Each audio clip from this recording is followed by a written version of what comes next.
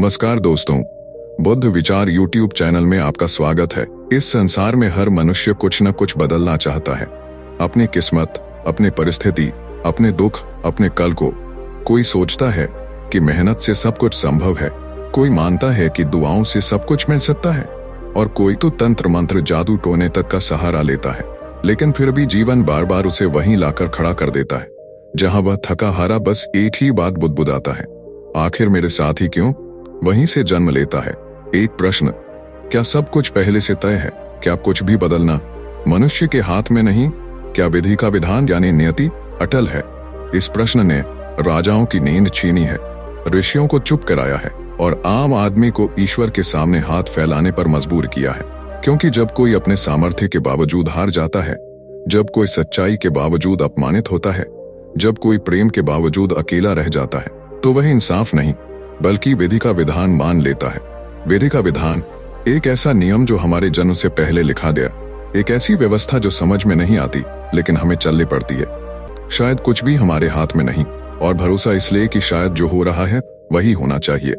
पर क्या वाकई यह विधान अटल है? क्या हम केवल कठपुतली है नियति के खेल में, या फिर हम उस विधान को जीते हुए भी कुछ ऐसा कर सकते हैं जो हमारे कर्मों की सीमाओं को तोड़ दे? एक रहस्यमय आश्रम ने कुछ महान ज्ञानी जन एक विशेष लिपि पर विमर्श कर रहे थे। उस लिपि का नाम था विधि लिपि। इसने वह सब कुछ लिखा था जो सृष्टि के प्रत्येक जीव के जीवन में घटित होने वाला था। हर सफलता, हर विफलता, हर मोड़, हर अंत। उसी समय एक अनुभवी तपस्वी ने कहा, हमें एक प्रयोग करना चाहिए। एक मानव जन्म ले जो विधि को समझे, उससे टकराए और बार बार यह अनुभव करे कि यह नियम किसी भी प्रयास से नहीं बदलता। विवाद हुआ, चर्चा चली और अंत में निर्णय लिया गया, एक बालक जन्म लेगा और दो मार्गदर्शक उसके जीवन में होंगे, एक मौन साधु और एक कृषक। एक दूर दराज के गांव नंदिकेश में एक निर्धन धर्मशील ब्राह्मण परिवार में एक बालक जन्मा। नाम रखा गया कपिल। बालक शांत स्वभाव का था, पर उसकी आंखों में तीव्र जिज्ञासा थी। उसी गांव में रहता था एक वृद्ध किसान धरणीधर, जो मिट्टी से जीवन के सत्य निकाल लेता था। उसका नियम था, जितनी मेहनत करोगे उतना मिलेगा, पर कब और कैसे ये तुम्हारे हाथ में नहीं। गांव के बाहर एक जंगल था और उसी जंगल में एक मौन साधु तपस्या करता था।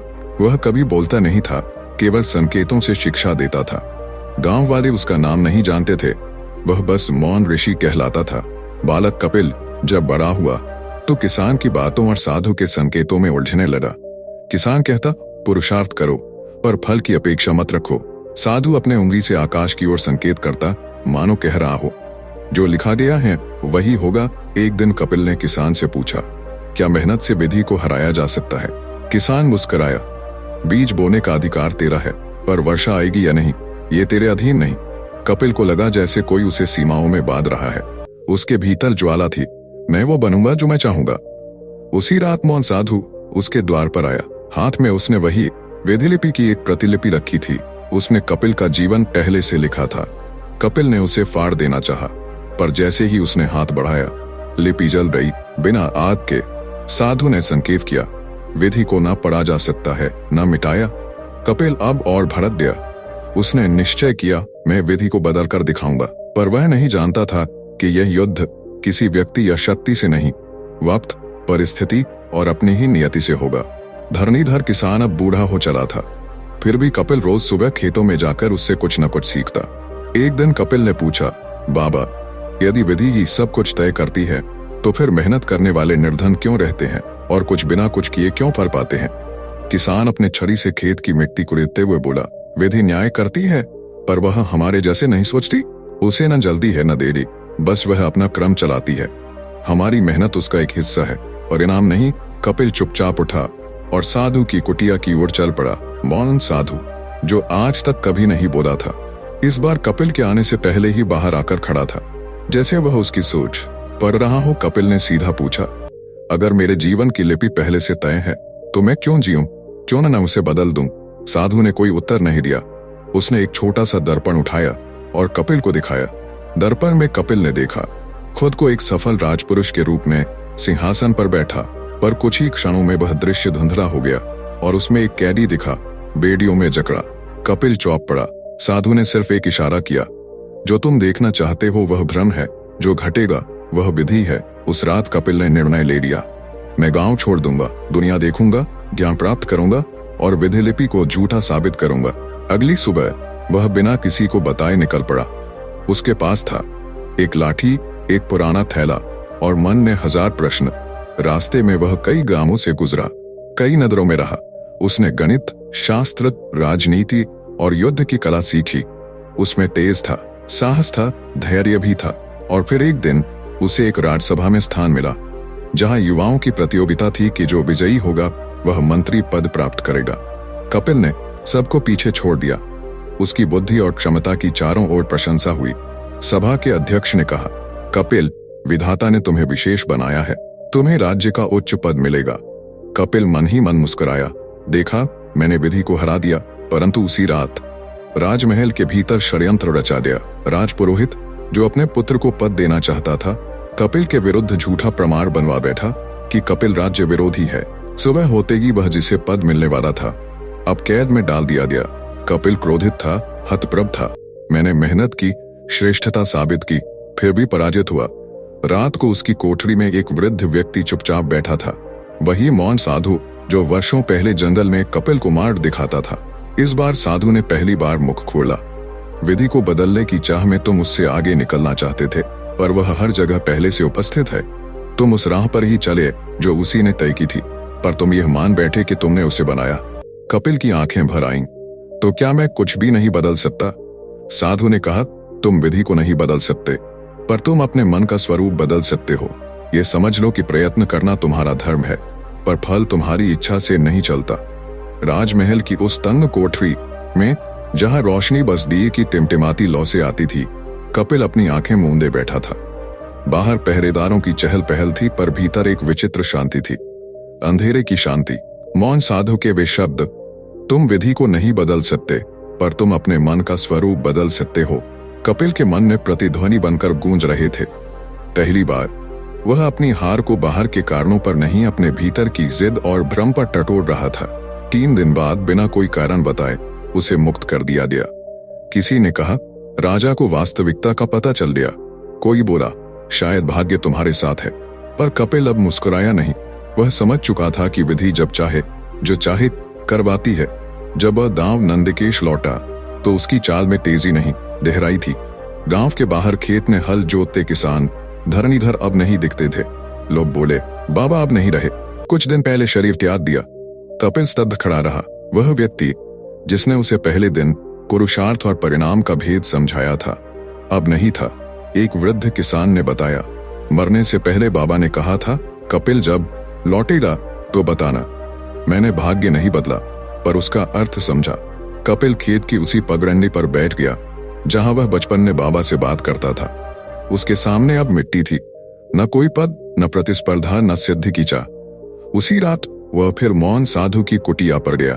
साधु वहीं बैठा था, वैसा ही मौन, वैसा ही शून्य। पर इस बार कपिल ने सिर झुका दिया।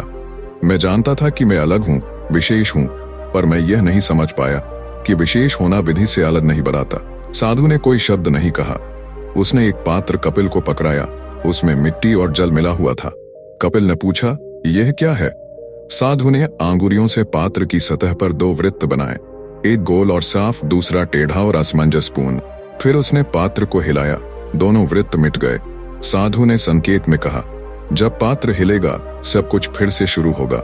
विधि यह हिलाना जानती है। तुम्हारा कार्य है पात्र को समझना, न कि उसे नियंत्रित करना। अगले कुछ दिन कपिल ने गांव में ही बिताए। वह अब न राजपद की आकांक्षा करता था, न प्रसिद्धि की। वह गांव के बच्चों को पढ़ाने लगा, उन्हें विधि, पुरुषार्थ और संतुलन का पाठ पढ़ाने लगा। उसने अपने अंदर एक प्रश्न बार बार सुना, क्या मैं हार गया? पर फिर दूसरा उत्तर आता, नहीं, मैंने अपने भीतर की लड़ाई को समझा और यही मेरी पहली विजय है। कपिल के लौट आने से कुछ समय तक शांति और सुकून बना रहा, किंतु फिर प्रकृति ने अपना रंग दिखाया। वर्षा नहीं हुई, कुएं सूख गए, तालाब की मछलियां ऊपर आकर तरपटने लगी। किसान आंखें उठाकर आकाश देखने लगे, पर बादल नहीं आए।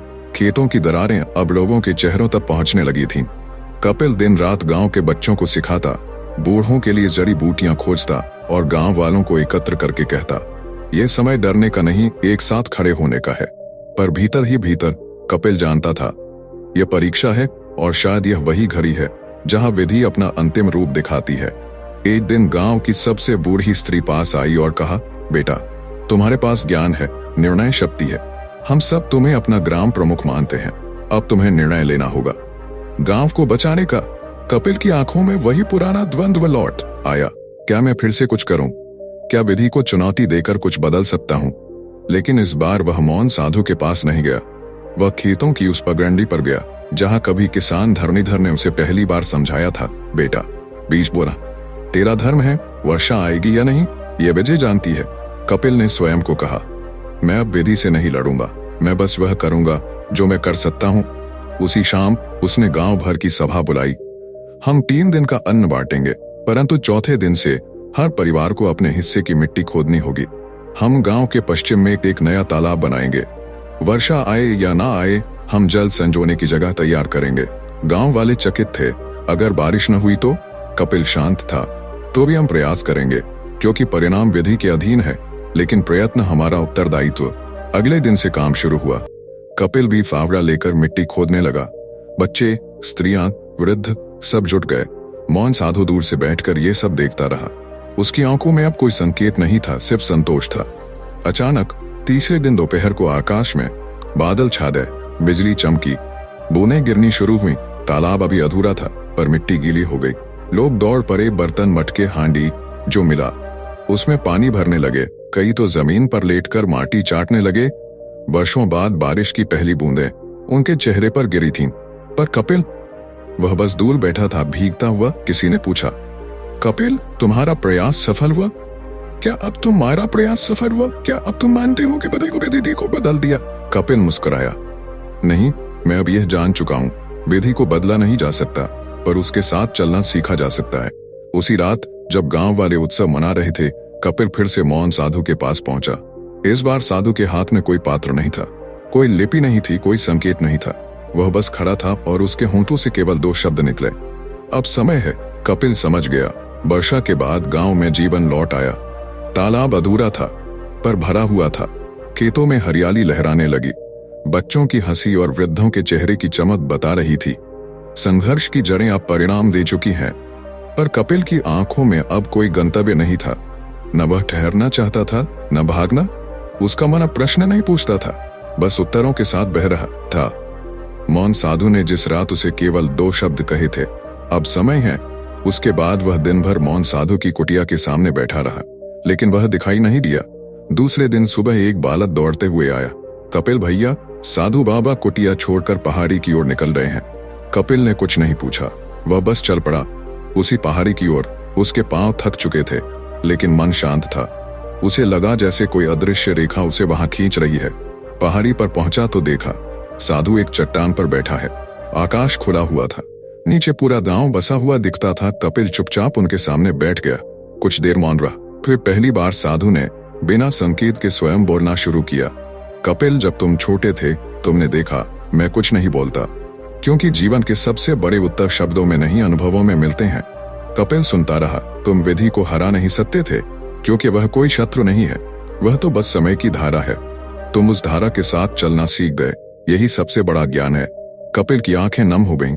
तो क्या यह अंत है मेरी यात्रा का? साधु मुस्कुराया, नहीं कपिल, तुम्हारी यात्रा वहां शुरू होगी जहां तुम दूसरों की विधि को समझने लगोगे। अब तक तुम केवल अपनी लड़ाई लड़ते रहे, अब तुम्हें दूसरों की पीड़ा को समझकर उन्हें भी अपने जैसे शांत बनाना है। कपिल ने पूछा, पर कैसे जानूं कि किसकी विधि कैसी है? साधु ने कहा, हर मनुष्य 3 चीजों से बना होता है। 1, उसका भूतकाल जिसे वह नहीं बदल सकता। 2, उसका वर्तमान जहां वह प्रयास कर सकता है। 3, और उसकी दृष्टि जो यह तय करती है कि वह परिणाम को कैसे देखेगा। फिर साधु ने अपनी झोली से एक पुराना कागज निकाला। वह वही विधि लिपि थी, पर अब उसमें कोई अक्षर नहीं थे, सब रिक्त। कपिल चौंका, ये लिपि तो मेरी ही थी, पर अब कुछ भी नहीं। साधु ने गहराई से देखा, विधि कोई तयशुदा वाक्य नहीं है, वह तुम्हारे अनुभवों से आकार लेती है। शुरुआत में वह लिखी हुई लगती है, पर जैसे जैसे तुम समझते हो वह खाली हो जाती है, क्योंकि अब तुम उस पर नियंत्रण नहीं चाहते, सिर्फ सामंजस्य चाहते हो। सूरज धीरे धीरे ढलने लगा था। कपिल और साधु दोनों चुपचाप बैठे रहे, जैसे पूरा ब्रह्मांड रुककर सुन रहा हो। कपिल ने आखिरी बार पूछा, क्या अब मैं विधि को समझ चुका हूं? साधु ने सिर हिलाया, विधि को समझा नहीं जा सकता, बस उसे अपनाया जा सकता है। और तुमने वह कर दिखाया है जो बहुत कम कर पाते हैं। तुमने लड़ाई छोड़कर समझने का मार्ग चुना। उस रात कपिल पहाड़ी पर ही रहा। अगली सुबह जब वह उठा तो साधु वहां नहीं थे। उनकी कुटिया में बस एक छोटा सा पत्थर रखा था जिस पर लिखा था, जो जीवन को समझे वही विधि को समझे। कपिल अब एक शिक्षक बन चुका था। न वह गुरुकुल चलाता था, न विद्यालय। उसका पाठशाला तो वह चबूतरा था जहां बच्चे मिट्टी के ढेले और पत्तों से दुनिया बनाना सीखते थे।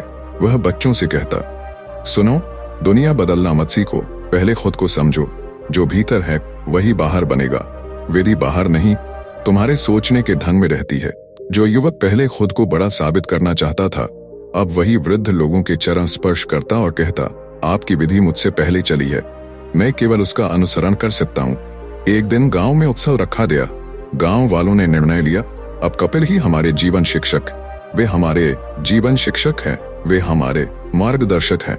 आज से कोई भी जीवन निर्णय उनके बिना नहीं लिया जाएगा। भीड़ कपिल के सामने बैठी थी।